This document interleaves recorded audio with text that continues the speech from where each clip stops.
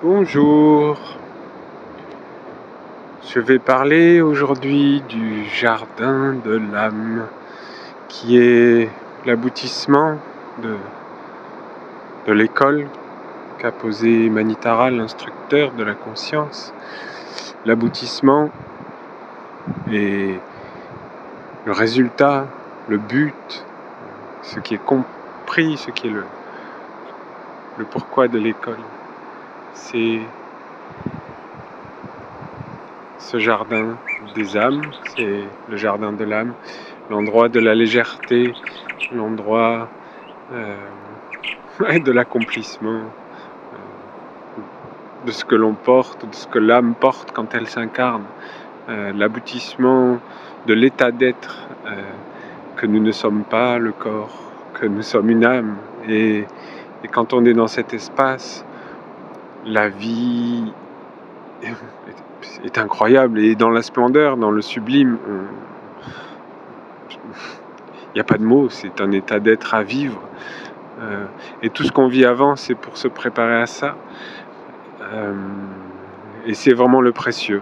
C'est le précieux, c'est le jardin de la mer que nous avons essayé de poser dans la tradition, dans l'école de la lumière, que les enfants de la lumière réessayent de refaire apparaître pour notre époque, ce jardin de lumière, de vie, de splendeur, de beauté, de vivre avec la mer, ce précieux, de vivre comme une âme dans la splendeur, dans la féerie, de vivre avec les fleurs. C'est une légèreté incroyable. Moi, comme j'avais une alliance avec une famille du colibri, eh bien, j'ai eu la chance de, voilà, par cette alliance avec la forêt, avec cette magie de la forêt, cette science, cette médecine de la forêt, et cet esprit du colibri, des oiseaux magiques, c'est des affinités que j'avais, et m'approcher de ce jardin, c'est une clé. Être un avec les oiseaux, c'est une clé, c'est une magie, c'est une capacité qu'on a, et il nous ouvre le jardin enchanté. Et là, c'est un état d'être indescriptible.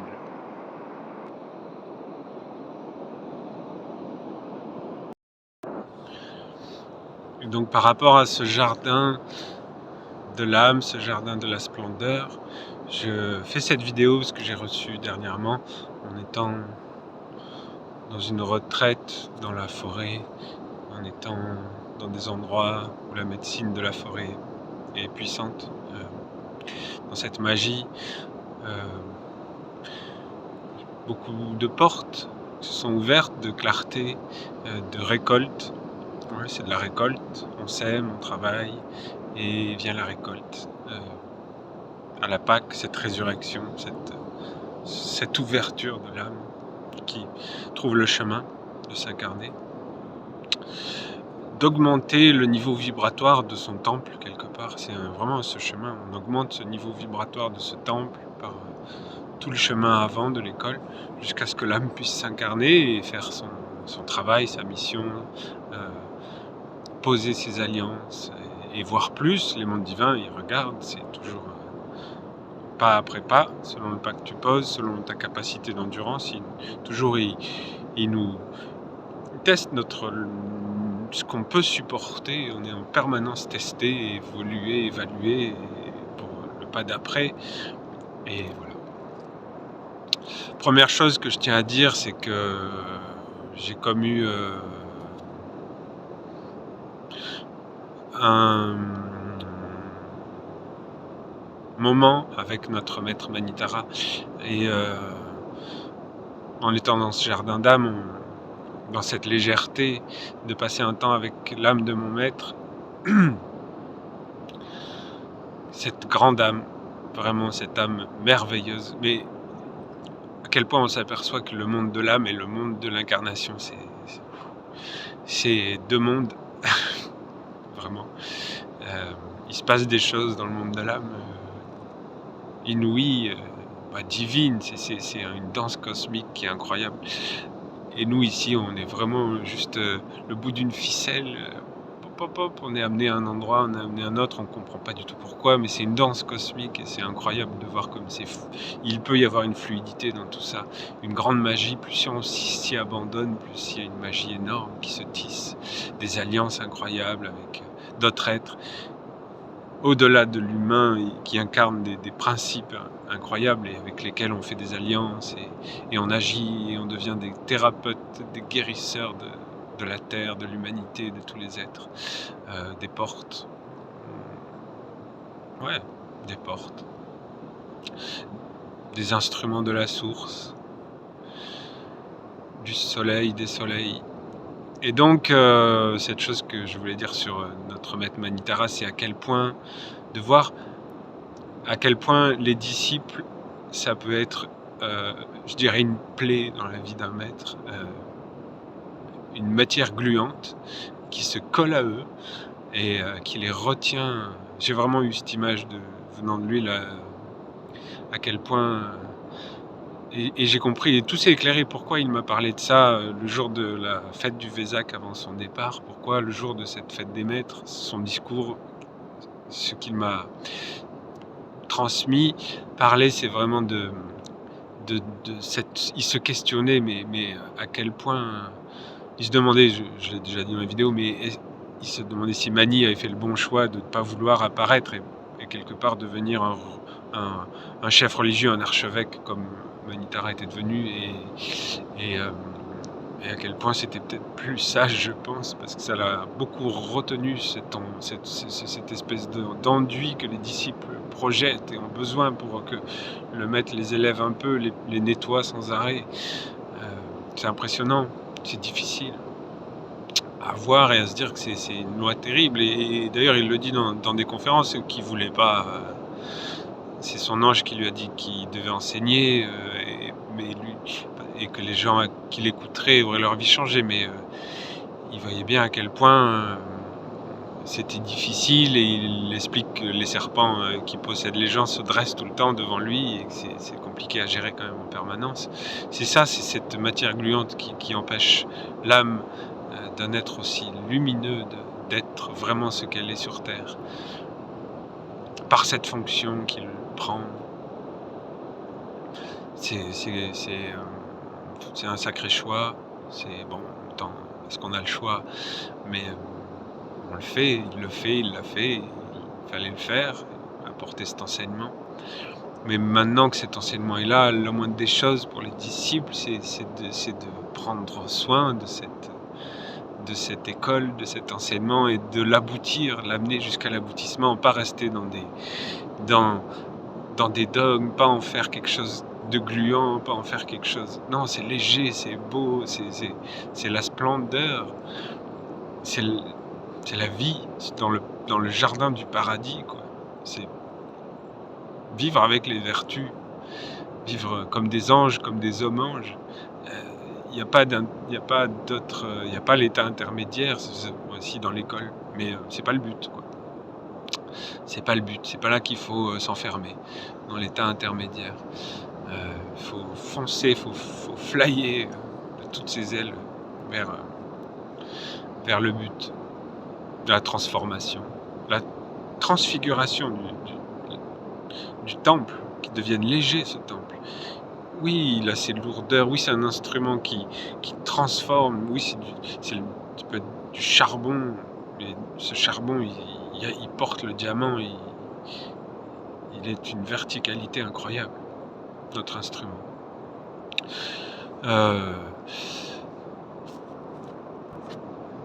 Et donc, de mon côté, ce que j'ai reçu dans ce moment avec Manitara, c'est la continuité. Alors, dans ce moment de clarté, j'ai vu que je ne reviens pas sur tout ce que j'ai pu dire, sur des visions, mon parcours, mais la vision du diamant qui m'avait été transmis dans une église quand j'avais 20 ans, en me disant, bon, ben, c'est Dieu ou c'est Melchizedek qui m'avait mis un diamant dans la main. En fait, non, c'était l'âme de Manitara. Manitara, c'est l'agneau de Dieu, celui qui est sur le trône. L'agneau de Dieu qui est sur le trône, qui m'avait remis ce diamant. Et quand j'avais 20 ans, c'est quand même incroyable de se dire que je l'ai rencontré physiquement à 42 ans,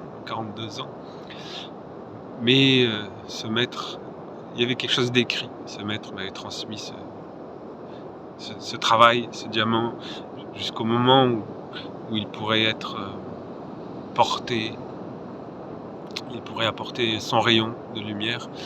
Et donc c'était très clair, voilà, c'était très clair. Cet enchaînement était apparu très clairement.